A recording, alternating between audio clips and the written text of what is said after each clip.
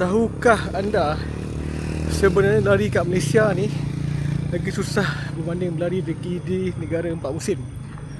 Okay, ini adalah fakta. Okay, walaupun saya tak pernah berlari di overseas, maksudnya negara 4 musim, tapi sebenarnya by sains dan fizik ada reason kenapa lari dekat Malaysia ni jauh lagi susah. Sebab pertama, tak lain tak bukan ialah suhu dan temperature. Okay, seperti yang kita tahu, negara kita ni beriklim panas. Okay, kalau dekat overseas tu, diorang sama dalam 3 bulan je. Saya bayangkan kita ni sama setiap tahun. Yes, walaupun kita ada musim hujan, tapi suhu lagi tinggi lah berbanding dengan negara 4 musim. So suhu yang tinggi ni menyebabkan disadvantage yang sangat besar lah. Okay, yang pertama ialah yang akan menyebabkan kita lebih cepat dehydrate. Okay, so bila kita lagi cepat dehydrate, kita punya jantung terpaksa bekerja lebih. So bila jantung kita terpaksa bekerja lebih untuk memastikan kita cukup darah, ini akan menyebabkan kita punya heart rate akan lagi tinggi lah. Okay, that's why kita rasa agak sukar. So mengikut kajian, suhu yang tinggi ni boleh menyebabkan heart rate tinggi sehingga 30 hingga ke 50 BPM berbanding lari di suhu rendah. Okay, bila kita cepat dehydrate, kita akan cepat rasa haus lah.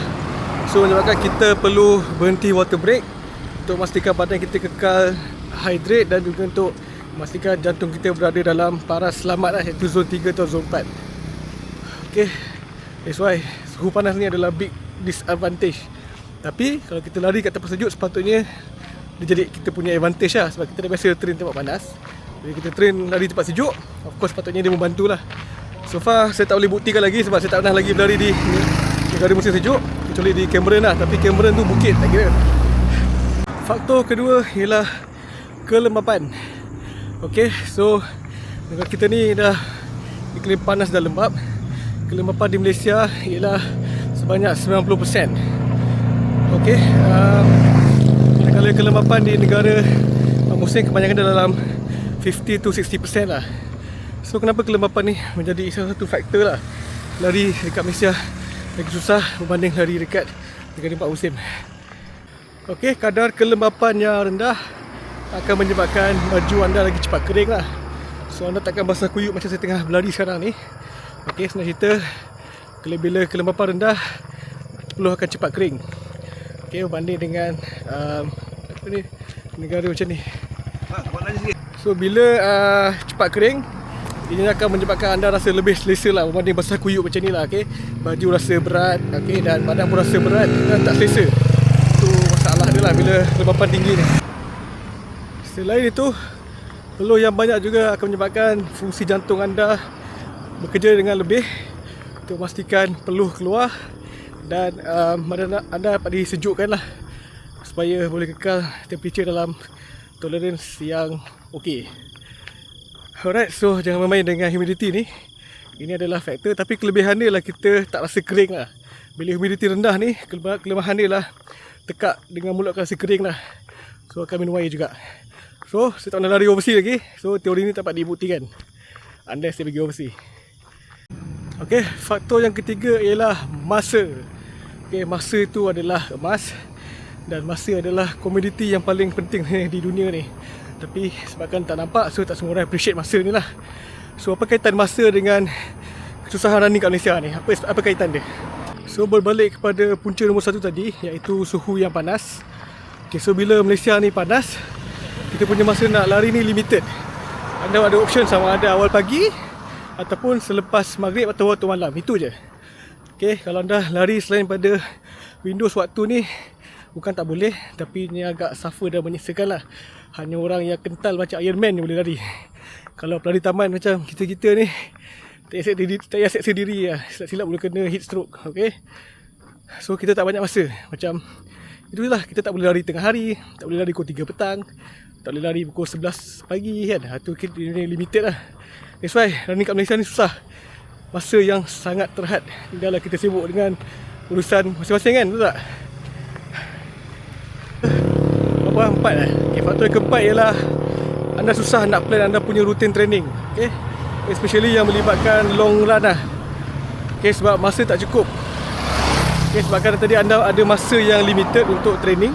So anda tak cukup masa lah. Macam kalau lepas balik kerja ni tak boleh nak train 2 jam kan, sebab besok nak pergi kerja. Kalau nak train awal pagi tak boleh, nak kerja juga.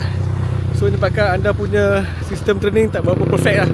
Sebab contohnya jika anda training untuk long distance, okay, anda kena ada 2 option sama ada lari laju ataupun spend masa.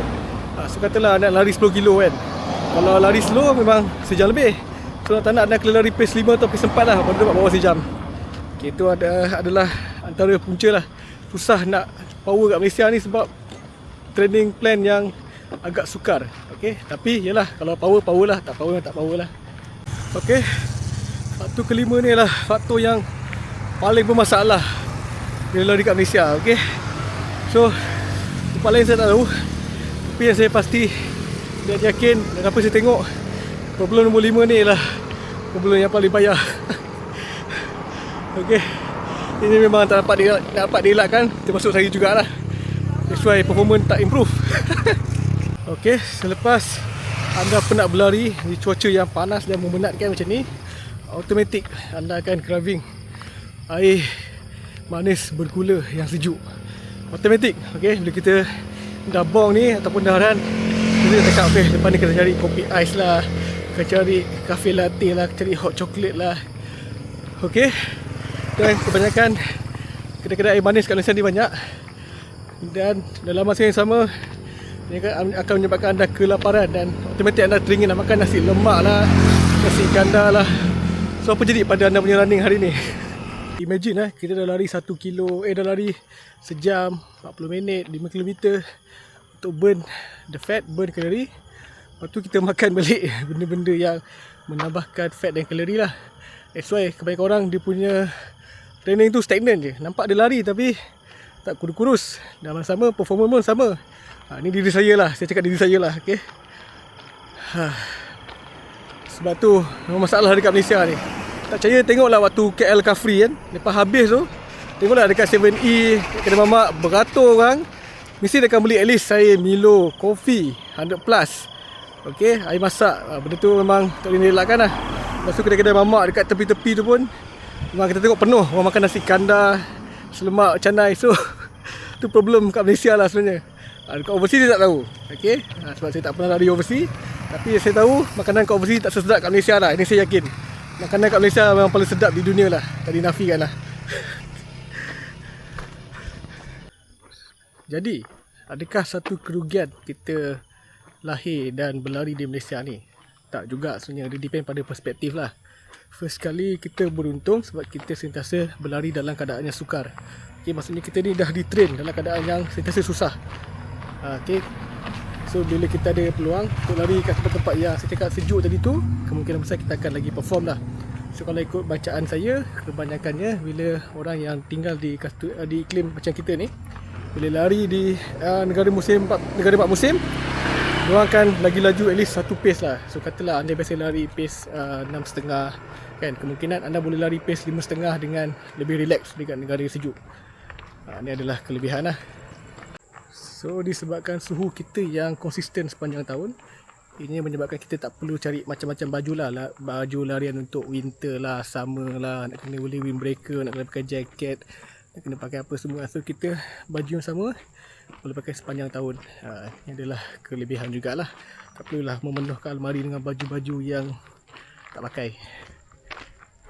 Jadi point dia kat sini ialah bila kita berlari di suhu yang panas macam Malaysia ni, make sure korang sentiasa berada dalam keadaan yang cukup hidrasi lah.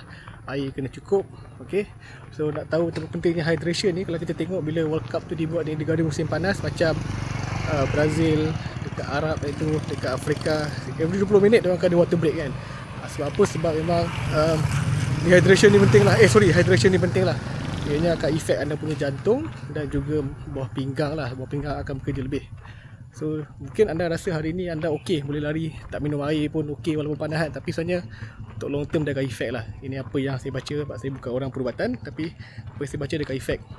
Okay, so apa hal, jaga diri dan terus berlari. Kita jumpa di next video. Bye.